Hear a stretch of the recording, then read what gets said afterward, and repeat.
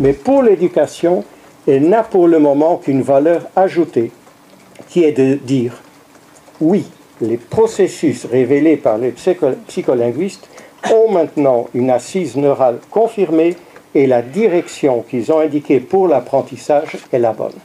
Donc c'est une confirmation. Sans doute y aura-t-il d'autres découvertes de neurosciences, je l'espère, qui auront plus d'impact sur l'apprentissage, et notamment peut-être quand on connaîtra en détail les processus biochimiques impliqués. Donc il y aura peut-être à certains stades, on pourra effectivement intervenir sur la base des neurosciences, peut-être. Alors, dans les magazines, on parle déjà d'une neurodidactique de la lecture, dont le but serait de comprendre comment le cerveau apprend à lire pour mieux le lui enseigner. Le lui enseigner. On enseigne les cerveaux. Vous enseignez des cerveaux. On peut les imaginer. Imaginez là. Vous voyez les enfants et vous ne voyez pas des enfants. Vous voyez des cerveaux. On peut imaginer ça. L'imagination est quelque chose d'extraordinaire et donc il faut s'en servir. Vous voyez des cerveaux dans la salle de classe.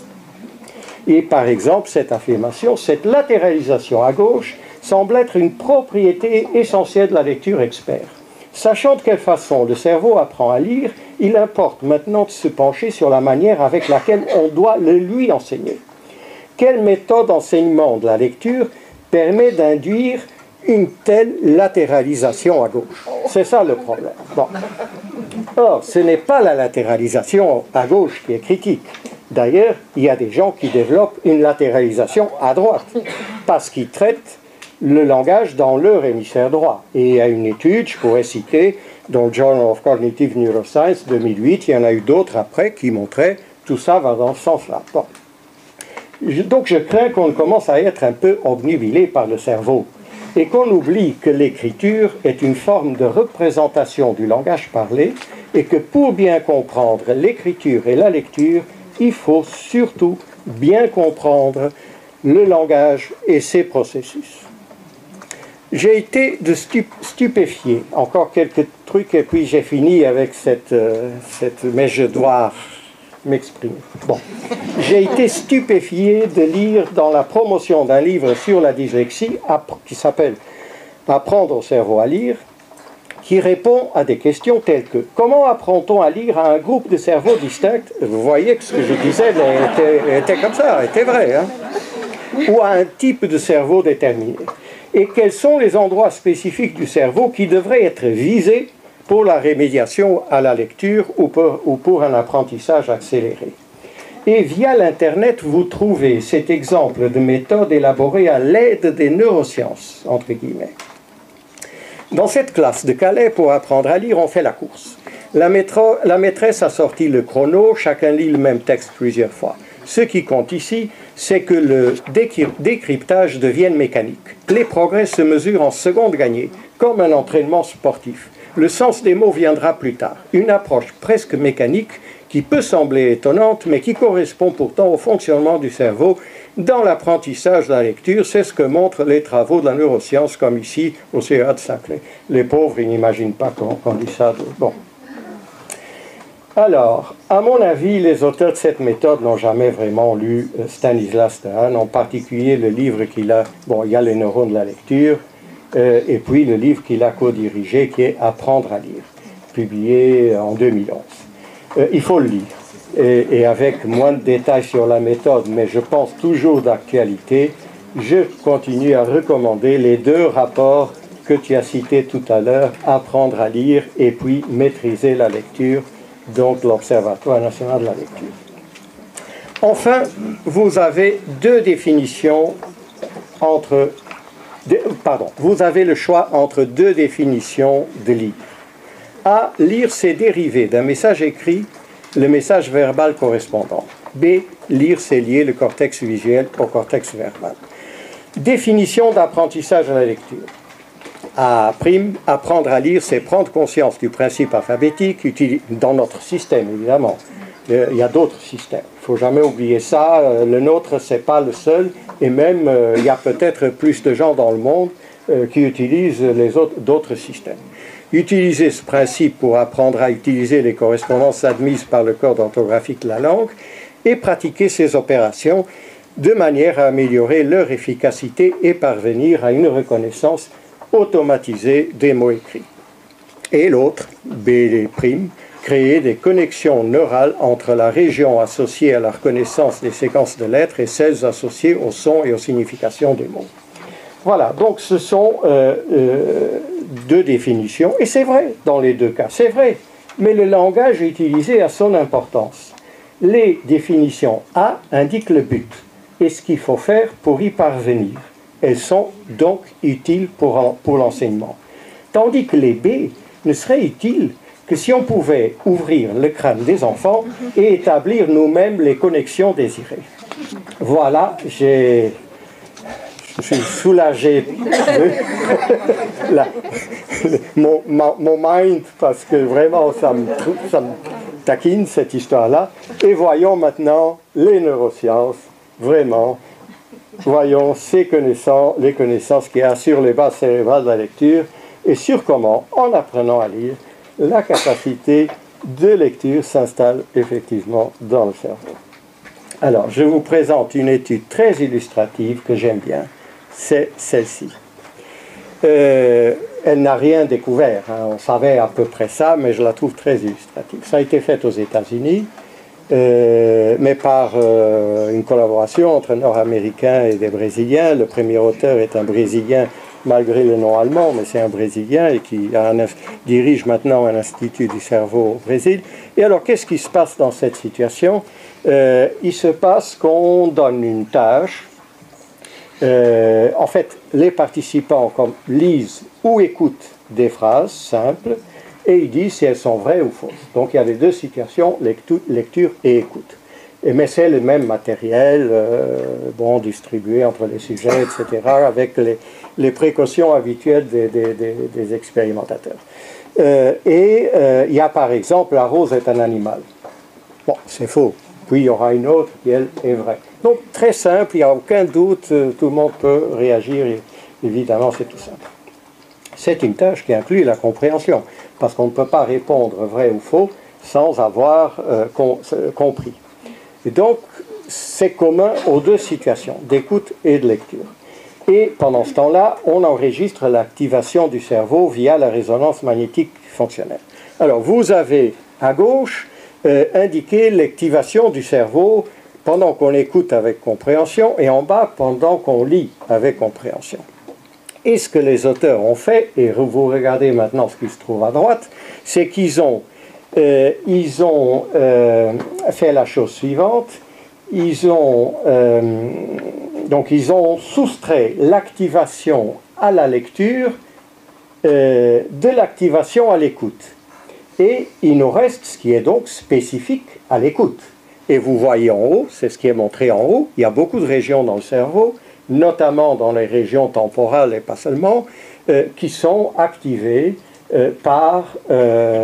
spécifiquement par l'écoute et pas par la lecture.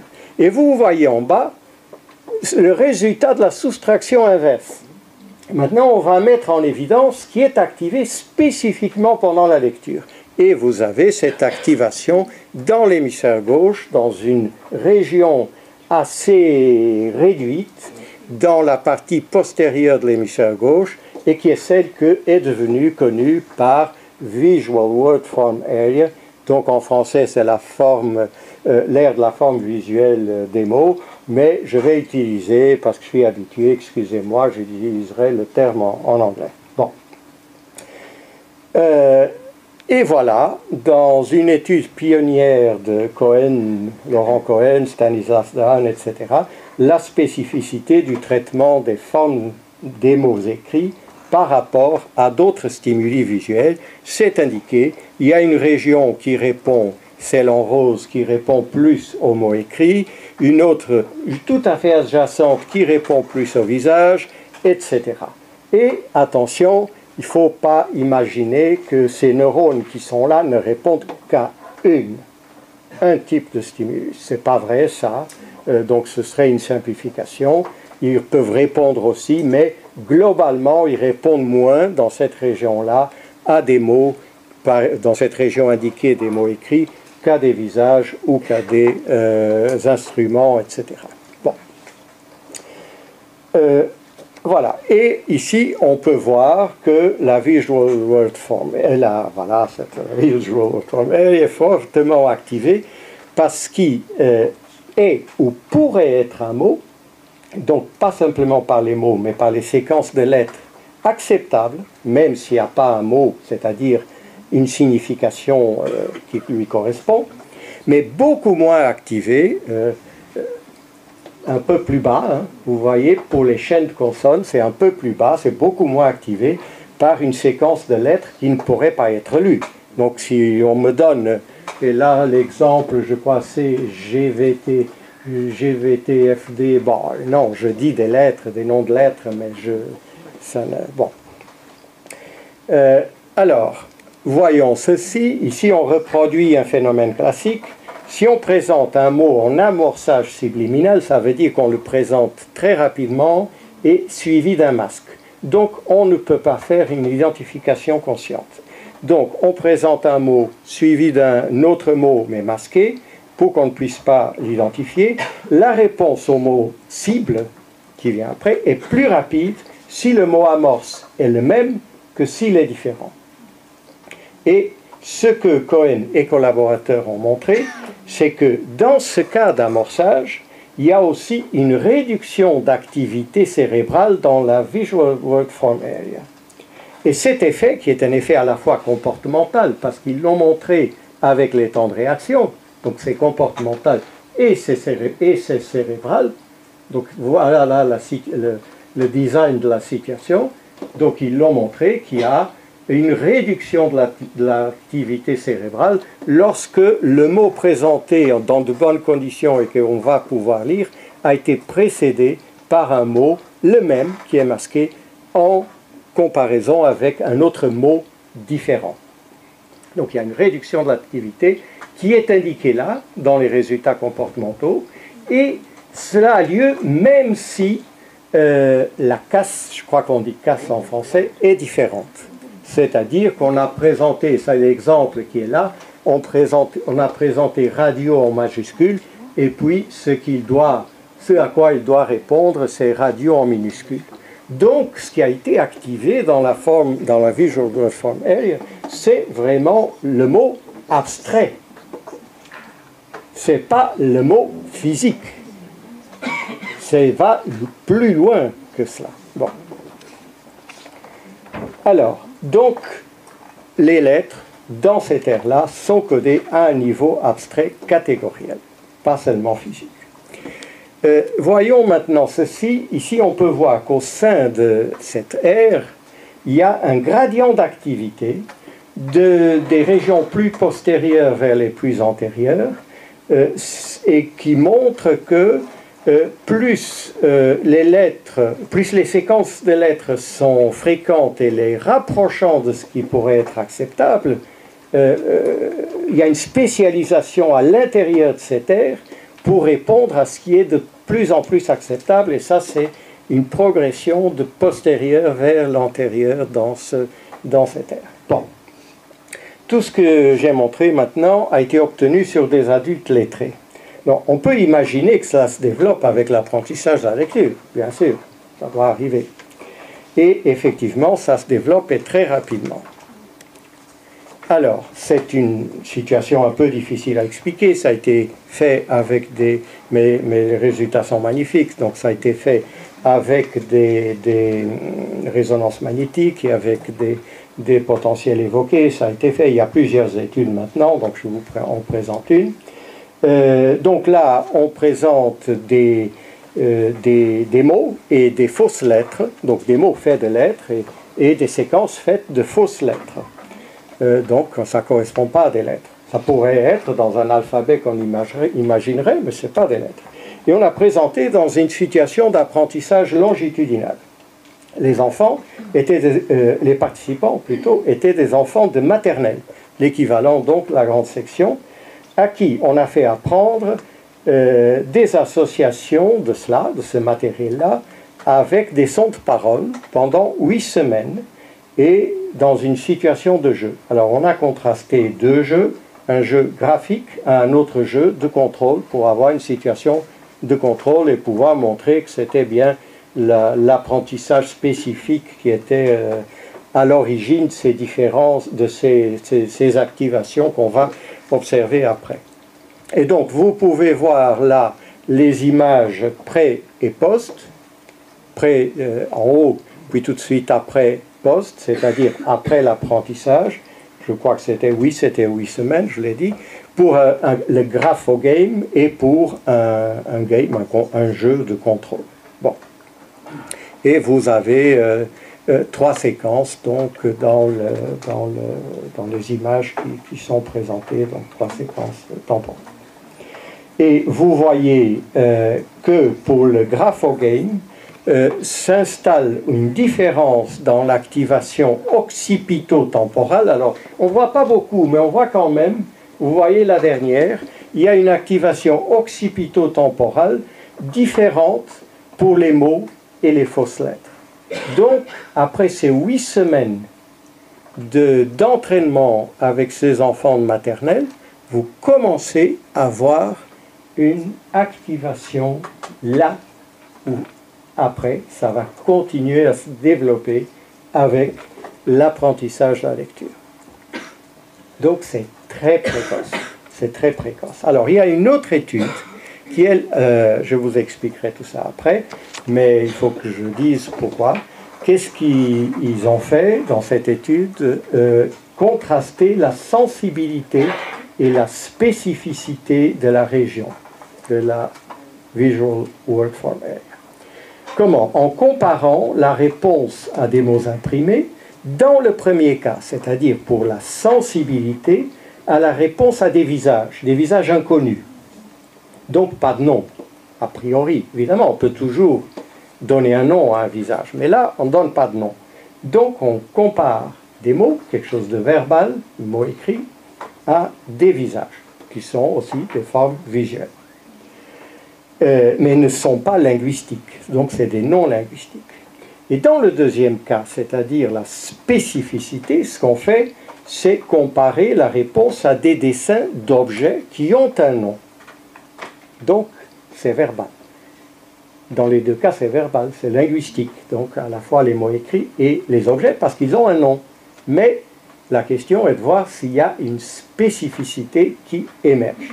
Alors, c'est intéressant parce que vous voyez, pour les mots, pour les visages, pour les objets et pour du bruit, vous avez en gris clair les adultes, vous avez en gris foncé les enfants. Et ce que vous constatez, en comparant les mots et les visages, c'est que la sensibilité aux mots était présente et équivalente chez les adultes et chez les enfants. Donc, il n'y a pas plus d'activation. Il n'y a pas plus chez les adultes que chez les enfants. Mais il y a une grande différence entre les mots et les visages.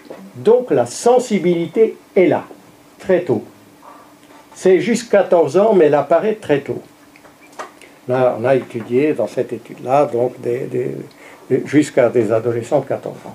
Maintenant, pour la spécificité, quand vous comparez les mots et les objets, vous constatez que chez les adultes, il y a une différence qui est significative. Le trait horizontal montre que c'est significatif, c'est pour indiquer que c'est significatif. Donc plus d'activité chez les adultes pour des mots que pour des objets, mais chez les enfants, ce n'est pas le cas. Il y a activation aussi bien, même niveau, pour les mots et pour l'objet qui ont un nom. Donc, si on distingue à l'intérieur des enfants à 14 ans, là, il y a déjà quelque chose qui ressemble à l'adulte. Mais, donc, il y a une évolution qui est plus lente pour la spécificité. Et cela rejoint ce que je vous avais dit d'abord, ou tout à l'heure, j'avais dit que dans ces aires dites pour les mots écrits, pour les visages, pour les objets, etc., qu'il y a quand même des neurones qui continuent à répondre, et même chez l'adulte. Mais chez l'adulte, c'est clair déjà qu'il y a une spécificité de l'ère de la forme visuelle des lettres, c'est donc des mots plutôt, et c'est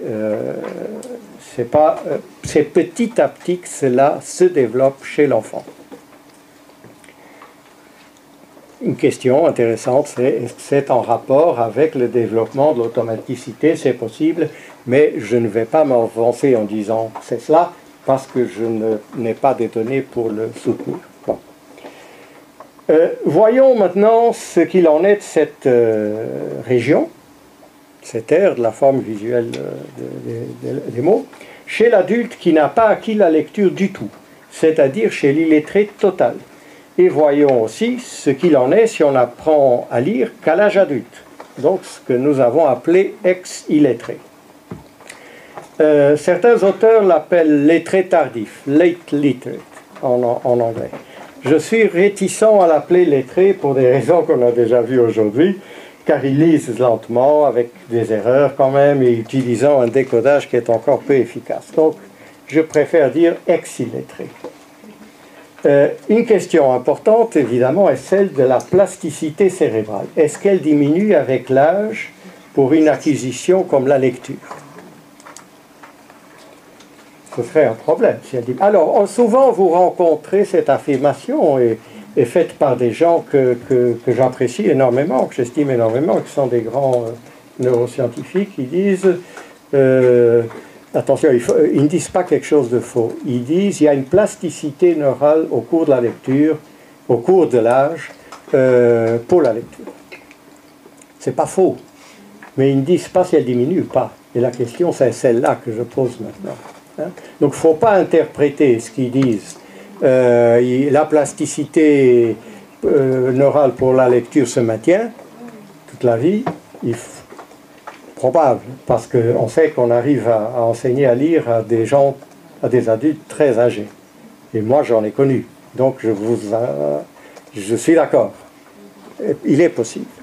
Mais on ne sait pas si c'est la même degré de plasticité neuronale. Et là, on n'en sait encore rien.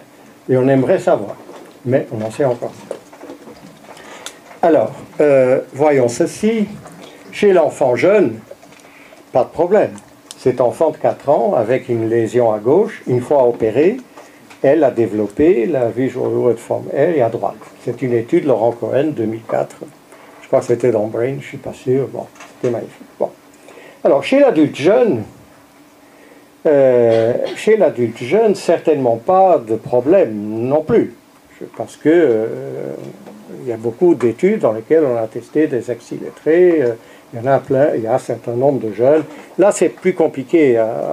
On doit, pour avoir des échantillons, avoir des jeunes, des moins jeunes, et même ceux qui sont un peu âgés. Je vais vous dire une chose. Moi, j'en suis sûr, et je connais un cas que je n'ai pas étudié ni avec des méthodes expérimentales, ni neuroscientifiques. Parce que c'est quelqu'un, quand j'avais des activités politiques dans mon pays, quand il y avait une dictature de Salazar, certains se rappellent encore certainement ce nom, et je l'ai connu, c'était un militant, ouvrier agricole dans son adolescence, sa jeunesse, avait milité pour les 8 heures de travail dans les campagnes, a été mis en prison, est devenu dirigeant d'une organisation politique. Il a appris à lire alors en prison, à lire et à écrire. Il a été là quelques années, il s'est enfui, je crois qu'il a été arrêté 2 fois, qu'il s'est enfui 2 fois. Son nom c'est Antonio Gervasio, et je l'ai connu très bien. J'ai écrit beaucoup de textes avec lui, et j'ai discuté beaucoup avec lui. Et on discutait même des questions de construction de phrases, et si on mettait tel mot ou tel mot. Qu'est-ce qui était le mieux, le plus approprié. Donc il était le rédacteur d'un journal pour les ouvriers agricoles, le rédacteur principal, et moi je l'aidais, je travaillais avec lui. Et j'étais pas d'accord souvent avec lui, sur le contenu, mais ça c'est un autre problème. Mais au point de vue de littératie, je n'ai aucun doute à considérer que c'était un lettré.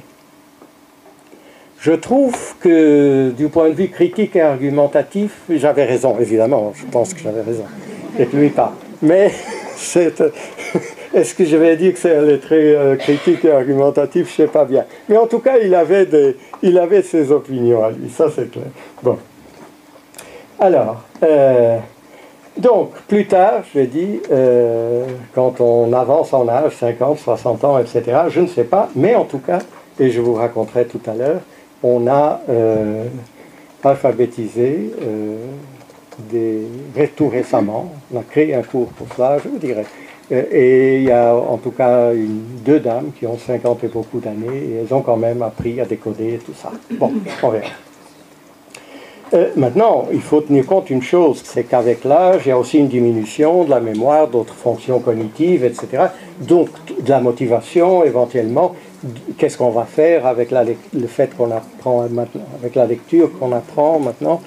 Donc, c'est problématique d'y dissocier des choses, il faut être attentif devant les résultats, ne pas dire tout de suite, non, la plasticité cérébrale pour l'acquisition de la lecture linéaire. Et par ailleurs, si on compare avec les enfants, comment comparer le temps et le contenu de l'enseignement de la lecture et des activités de lecture à l'école et dans les cours d'alphabétisation pour adultes, alors qu'en général, ils font ça, en tout cas au Portugal c'était comme ça, ils font ça après le travail, fatigués, etc. Donc c'est... Bon. La seule chose qu'on peut dire, donc, c'est qu'il est parfaitement possible d'être alphabétisé à l'âge adulte, et même déjà relativement âgé. Et c'est une conclusion, en tout cas importante, d'un point de vue qui est le point de vue politique. Est-ce qu'on laisse les illettrés, parce qu'ils sont adultes et parce qu'un jour ils vont mourir, on les laisse mourir illettrés? Et c'est la politique actuellement suivie par tous les gouvernements au monde presque. Les Chinois ont réussi à diminuer de beaucoup de pourcents jusqu'à 5%, mais ils en ont encore. Et l'Inde, c'est catastrophique. Parce que c'est là qu'il y a le plus de... Évidemment, ils sont très nombreux aussi, mais il y a 269 millions d'illettrés, comptabilisés par l'Inde même. Et alors, ce qu'on fait, parce que j'ai vu ça, c'est qu'on leur propose, on a créé des systèmes informatiques qu'ils pourraient utiliser pour savoir comment faire à la recherche d'un travail, dans quelle rue ils vont aller, etc., etc. Ce serait mieux de leur apprendre à lire. Hein? Évidemment, créer ces dispositifs informatiques, c'est rentable.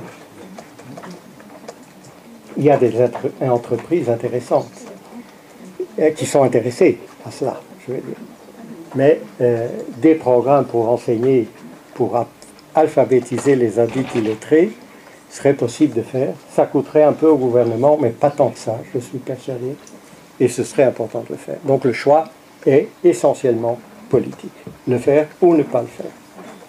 Les laisser mourir illettrés, ou quand même, parce qu'éventuellement, ils pourront même, s'ils apprennent à lire, etc., c'est pas seulement pour le plaisir personnel, c'est qu'ils seront mieux insérés dans la société, etc., dans le monde du travail, tout ça. Bon. Alors, voyons donc maintenant ce qui a été fait en collaboration par 4 équipes de Paris, Brasilia, Lisbonne et Bruxelles sous la direction de Stanislas Dehaene.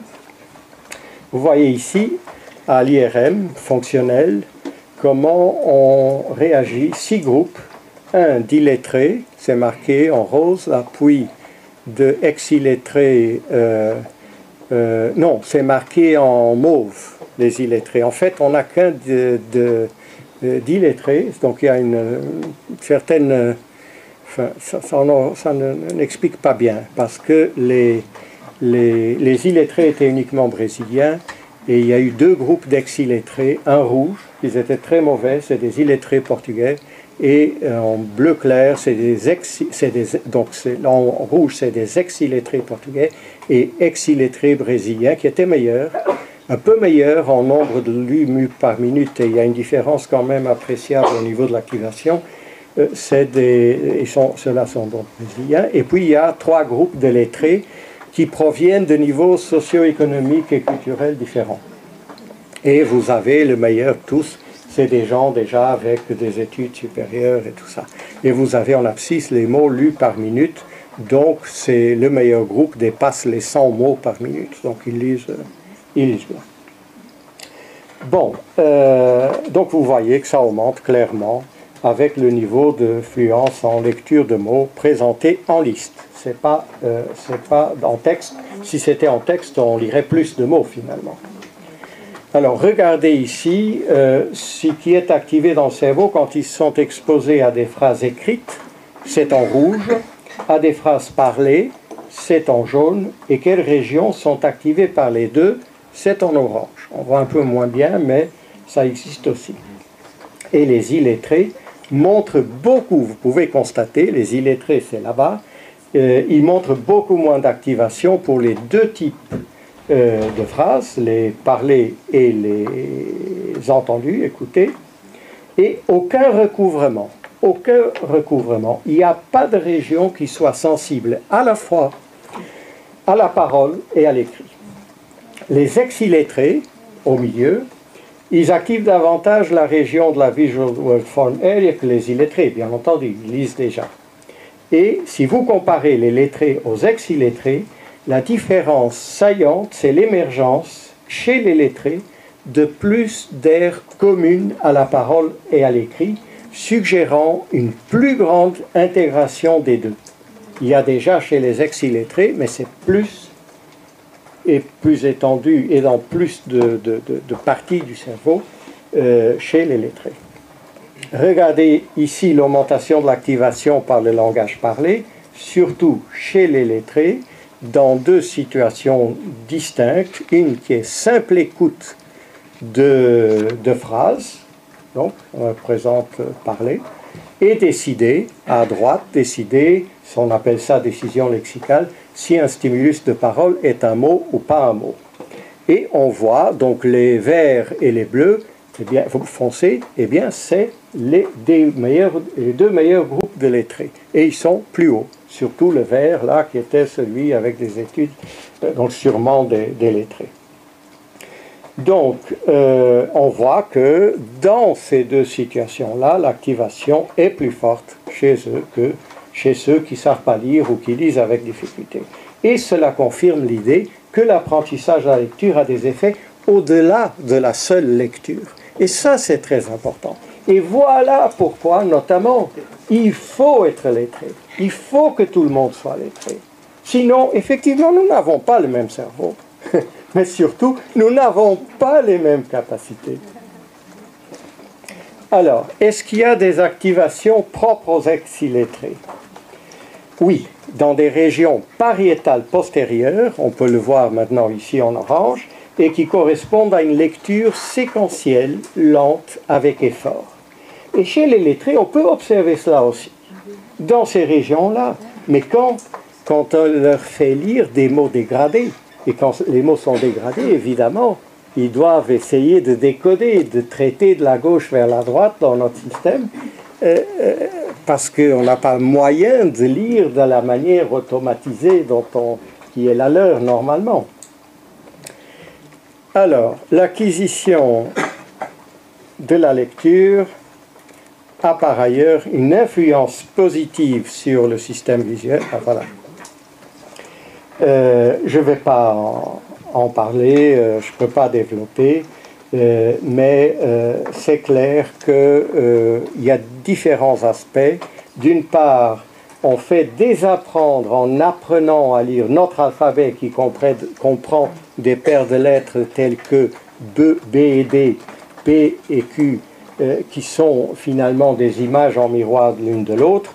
On leur fait désapprendre l'invariance perceptive en mémoire, qui est une caractéristique des animaux non humains et de l'animal humain aussi, quand il ne sait pas lire et écrire.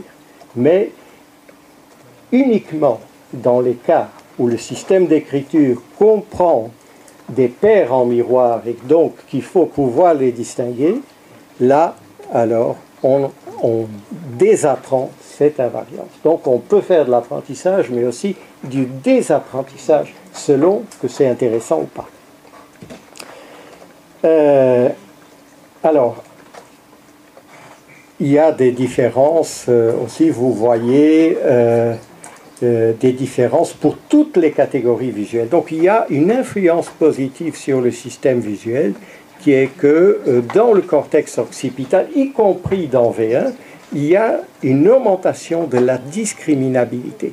Donc ce n'est pas que sur le langage, c'est aussi sur des discriminations visuelles que les capacités des lettrés sont meilleures que celles des illettrés. Alors, on ne l'observe pas toujours comme ça dans la vie courante, etc.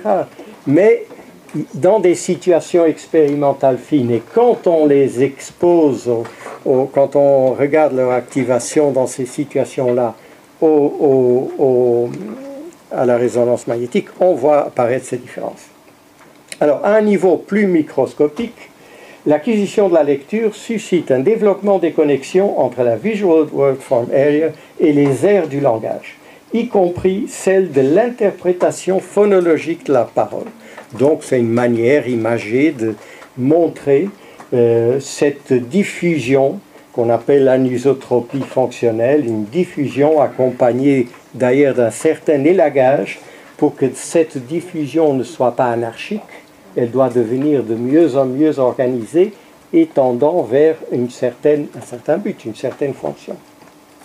Et donc vous voyez que cette anisotropie fonctionnelle, c'est une étude de Thibault, de Schotten avec les gens donc, de Paris, le Cohen, de Hahn, etc., augmente avec le niveau de lecture et est corrélée avec l'activation du planum temporal, qui est une région qui est activée par les sons de la parole et qui a aussi une intervention dans le traitement phonologique. Et alors ici,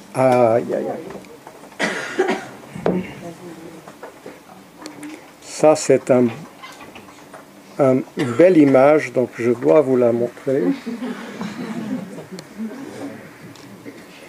Attendez.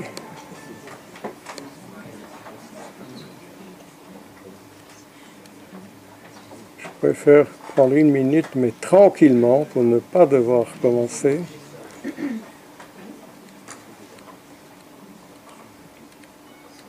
suis presque là. Ah oui, qu'est-ce qui se passe? Pourquoi? Ah oui. Mais qu'est-ce qui... Ça n'aime pas cette image. Hein. Je n'aime pas cette image. Bon, je vais vous la raconter et puis je reprendrai... je vais essayer de reprendre plus loin. Alors c'est ceci. Ce que je voulais vous montrer, c'est des changements assez fins qu'on a pu observer. C'est un article qui n'est pas encore accepté. Il est en processus de révision et on espère, je suis dedans aussi, mais c'est surtout l'écrit de Laurent Cohen qui est vraiment responsable de cet article-là. Donc ce que ça montre, c'est qu'il y a des changements induits par l'acquisition de la lecture dans les relations entre l'activation de l'aire visuelle des mots et certains systèmes de traitement, systèmes neuraux de traitement. Alors, si on établit le lien avec le traitement visuel de bas niveau, c'est-à-dire des caractéristiques élémentaires, parce que les mots écrits, c'est des formes, donc il y a des aspects élémentaires de forme dans les mots. Eh bien, là, on voit que la synchronie avec cette région de la lecture ne dépend pas du niveau de lecture. Si on prend la synchronie avec les autres aires du système visuel de haut niveau, qui traitent par exemple les objets, les autres objets, ce n'est pas des mots, mais des objets, ce qu'on appelle habituellement des objets, eh bien cette synchronie diminue avec le niveau de lecture et est consistant avec ce qu'on avait dit, c'est-à-dire que la spécificité augmente avec le niveau de lecture. Donc il faut que les relations avec le traitement des objets, etc., diminuent. Donc cette synchronie diminue. Maintenant, la synchronie avec cette aire de lecture, avec le réseau auditif, c'est-à-dire le gyrus de Eschle, donc c'est les traitements auditifs préliminaires, ça diminue aussi. Et ça se comprend. Parce que maintenant, on est en train de lire. On n'est pas en train d'écouter des mots. Donc, il faut se concentrer sur la lecture. Là, il n'y a pas de stimulation auditive. Mais, quand on est en train de lire, évidemment, on développe, on a accès à des représentations phonologiques des mots et leur signification, mais aussi les représentations phonologiques. Donc, on doit se connecter au réseau du langage. Et là, il y a une augmentation de la synchronie avec le niveau de lecture. Donc, comme vous voyez, tout ça est bien compréhensible. C'est pas de la blague, cette histoire. Hein? Ce qui a été montré par toutes ces études, c'est vraiment quelque chose de... Bon. Alors... Oui, alors je vais... Voilà, si on veut avoir des échanges avec la salle... Oui, tout à fait. Tout à fait. Alors je vais faire une chose. Je vais laisser tomber ceci. Je vais laisser tomber. Et comme je sais que ça vous intéresse, la question des méthodes, je vais évoquer une étude qui a été faite chez des adultes lettrés, étudiants universitaires, qui ont dû apprendre, mais pendant une séance, un alphabet artificiel, donc d'autres formes. Et ce qu'on a constaté, c'est que pour exactement les mêmes stimuli d'apprendre qui ont été appris, on a eu deux groupes. Un groupe, j'aurais pu me montrer les formes, mais bon, c'est bien fait le truc. Pour un groupe, on apprend la forme globalement. Ça, c'est tel mot. Ça, c'est tel mot. Ça, c'est tel mot. Il n'y a pas plus que 16 mots. Paire de formes mots. Et pour un autre groupe, on leur montre, mais on leur dit, c'est uniquement dans l'instruction, que telle forme, en fait, comprend 3 sous-formes. On pourrait la décomposer. Et les mots qu'on présente ont par exemple 3 lettres, et il y a 3 sous-formes. Donc ils ont une instruction qui peut les inciter à faire une analyse, tout comme nous faisons, dans le cadre de la méthode phonique, une analyse des séquences de lettres en lettres et ce qu'elles peuvent représenter. Bon. Ce qui s'est passé après, c'est qu'il y a eu un test de reconnaissance. Au test de reconnaissance, ceux qui ont fait, disons, de la méthode globale, étaient un peu meilleurs que ceux qui étaient reconnaissance des objets, des formes qui avaient été présentées. C'est normal. Ils les ont apprises et les autres ont passé du temps à essayer de segmenter, etc. Donc ils étaient un peu meilleurs. Pour les objets, pour les formes faites autrement, mais avec ces sous-formes-là, donc c'était des nouveaux mots, c'était des mots, mais des nouveaux mots, alors ceux qui ont appris selon la méthode globale étaient à 0, 50%, parce que c'était le niveau du hasard, connu ou pas connu. Et les autres étaient très bons. Et qu'est-ce qui s'est passé au niveau hémisphérique? C'est une étude électrophysiologique, la N170, qui est très connue parce que chez les dyslexiques, il y a des problèmes, etc., etc. Eh bien, la N170, elle montrait une activation pour ceux qui avaient appris à lire selon la méthode globale dans l'hémisphère droit. Pourquoi? Parce que c'est comme des objets. Donc, mais plus d'activation dans l'hémisphère droit. Et les autres, selon la méthode phonique, avaient plus de N170, elle était plus activée dans l'hémisphère gauche. Donc, l'apprentissage de la lecture, elle s'était faite uniquement avec la méthode phonique, dans cette situation-ci, chez des adultes lettrés qui ne connaissaient pas cet alphabet. Bon. Alors, voilà, je vais arrêter ici. Je vous dis juste un mot sur ce que je n'ai pas pu dire. Nous avons fait une étude, nous avons construit donc un cours pour adultes illettrés. Nous avons eu la possibilité de trouver 8 femmes gitanes aux alentours de Lisbonne qui ont accepté de participer à cette étude. L'étude, on l'a écrite d'une manière exhaustive, en prévoyant, donc tout était prévu, y compris les réactions qui pouvaient être des illettrés, et comment alors essayer de contourner la difficulté, etc. Donc on a essayé de prévoir. Et 3 mois, on a vu tout le code orthographique du portugais, qui n'est pas aussi compliqué que le français, mais quand même c'est complexe. On a fait une progression dans le cadre orthographique. Ça a été très systématique. On a commencé par les structures et les phonèmes et les graphèmes qui posaient le moins de problèmes. Et on a fait, à partir du début, on a exposé des majuscules et des minuscules pour qu'ils apprennent la catégorie de la lettre. La lettre en tant que forme qu'abstrait, représentation abstraite. Et nous avons aussi combiné lecture et écriture depuis le début. C'est difficile parce que l'écriture, ils ne sont jamais habitués, donc il fallait prendre la main. Alors, les résultats sont, pour moi je les trouve absolument fantastiques. C'est-à-dire que il y a par exemple une dame qui est arrivée à lire des mots connus, enfin connus. Il y a eu des centaines de mots qui ont été étudiés, vus pendant 3 mois. Mais ils étaient déjà vus.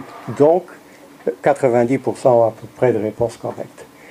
Pour des mots nouveaux, donc pas vus à ce moment-là, et parfois c'est même des mots de 3 syllabes. C'est plus rare, mais il y en a.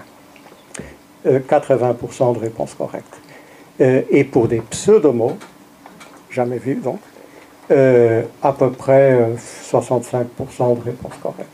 Et nous avons été très stricts pour que la réponse soit considérée correcte. Dans la lecture à haute voix, il n'y ait pas un petit changement dans la voyelle ou des choses comme ça.